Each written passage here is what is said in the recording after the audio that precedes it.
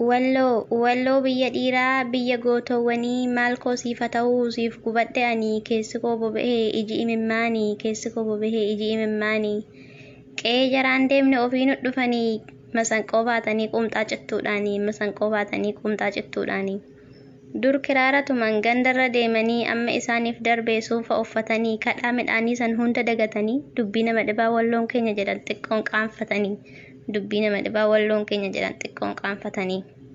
ነፍጠኛው አማራ ልንገርህ ስማኝ አንተ እፍረተ ቢስ ያ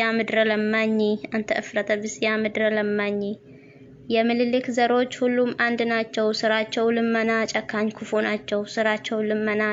ክፉ ናቸው ወሎ ስትመጡ ምን ነበር ስራችሁ ኮቤ ጠረጉ ፊት ሁስኩን ታልባችሁ እርሜ ለወሎ ሰው ዛሬ ጠገባችሁ ሆዳችሁም ሞላ ልብስም ቀየራችሁ እፍረት የማታቁ የሸይጣን ምሳሌ ጎንደር ከሳ ዱፌ ወሎ ኮ ከጄሌ ጎጃም ከሳ ዱፌ ወሎ ኮ ከጄሌ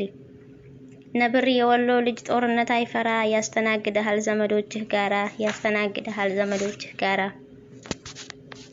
ጀር ነፍጠኛቱ ማሊ ኡፍም ቤክቱ ወሎን ከኛ ጀቲ ጥቆሊን ቃንፈቱ Jibba sanyii kootii of keessa dhoksanii saba koo balleessuu karoora baasanii silaas tolan beekan nafxanyaan quufanii maqaatti nu hidhan shanee nu baasanii oromoo fixuudhaa bar karoorri isaanii saba koo fixuudhaa bar karoorri isaanii waboon koo qulqulluudha hawaasa nagahaa maqaa dhaaba kanaatiin maaf lubbuun